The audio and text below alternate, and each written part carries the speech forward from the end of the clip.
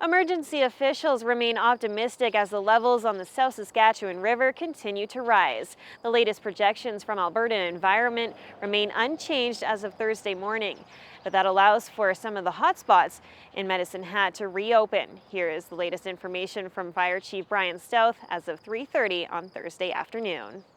Alberta Environment provided us an update projection at noon today. There's been no change to what was forecast earlier this morning. The estimated peak river flow continues to be 2,700 cubic meters per second, which is expected to arrive midday on Saturday. The advisory for the tributaries running out of Cypress Hills has now been rescinded.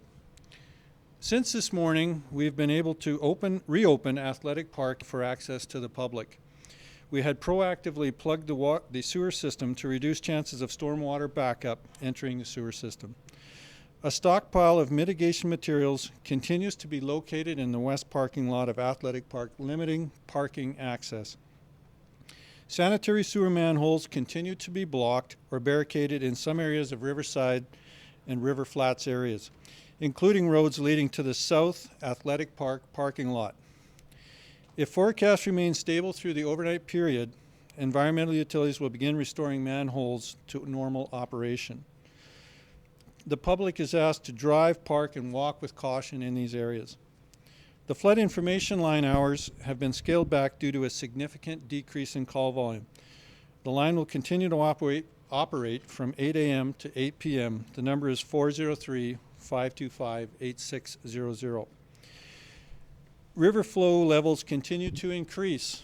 At 1 p.m. yesterday, the river was flowing at a rate of 523 cubic meters per second. 24 hours later, that number had more than doubled and continues to increase. It's important that adult, children, and pets continue to stay away from the South Saskatchewan River. As the flow levels continue to increase, it becomes an increasingly dangerous place to be. The public's encouraged to check the City of Medicine Hat website, Facebook pages, and Twitter for updates. Earlier on Thursday, Director of Emergency Management Ron Robinson also met with the media to give praise to his team on the work that they have done to protect the city and its residents. It's a real pleasure of mine to stand before you as the Director of Emergency Management for the City of Medicine Hat and the region, southeast region of Alberta. Just to say that what you've seen over the last few days is a culmination of good planning, good preparedness, training that goes deep into our organization. And that training includes what we now refer to as an incident command system. Now, I have been saying this for many months on camera, that this is what we were going to do and this is what we have done. Procured $2 million worth of mitigation tools, which includes muscle wall, HESCO cart, and Barricade, which is a deployment tool that we saw a very effective armed forces when they came and supported us in 2013.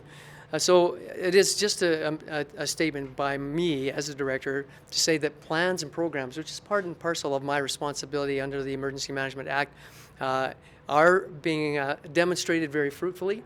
As you can see, when this massive coordination effort unfolds before your very eyes, it takes a tremendous amount of resources and effort. We last year had 4 kilometers of big bag and some sandbags. This year we have 9.75 kilometers of mitigation tools of varying types and sizes, which of course will be deployed effectively by our property protection branch director. We now have an incident command structure that has command staff. So we have a safety officer in place, a public information officer, as well as a liaison officer working with assisting and cooperating agencies, and general command staff, which consist of planning section chief and operations section chief. And that operations section chief goes deep within our organization so that we have people on site reporting back whatever their needs are, and logistics section chiefs will actually take care of those needs and procurement, working right alongside our finance section chief. So many hands make light work, and that's precisely what you're seeing right now. Efficient deployment, the mitigation tools that have been pre-designated, and in a sense what you're seeing is now pre-positioned should the forecast continue to escalate or pose any danger whatsoever to our residents. So this impetus has been supported at the very top level of council and our administrative group, and the province has been extremely supportive of our planning and our mitigation tool deployment. And so it is with that we're seeing the success that you've seen today. Again, for the most up-to-date information, the city is online on Twitter and Facebook, and we will bring updates as they become available. Reporting from Riverside for Go Southern Alberta, I'm Leanne Evans.